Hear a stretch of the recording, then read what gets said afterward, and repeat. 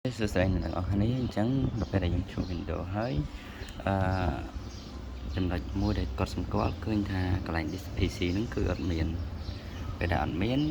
យើងត្រូវទៅបើកវាអញ្ចឹងអូខេឥឡូវឧទាហរណ៍ថាអត់មានកន្លែង disk PC មិញទេ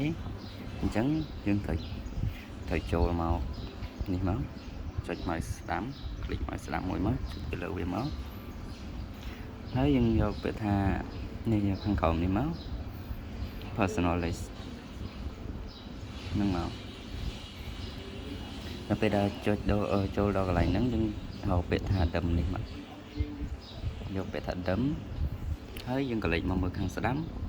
មានពាក្យថា desktop icon setting យើងចុចទៅលើវាមួយមកពេលនោះហើយយើងចុចនេះកន្លែងនេះយើងគ្រីសវាមួយមកហើយយកប្រភេទថា computer ហើយអានេះវាគ្រីសស្រាប់ហើយអញ្ចឹងអានេះនៅយើងចង់នេះយើងចុចគ្រីសវាមួយដែរមក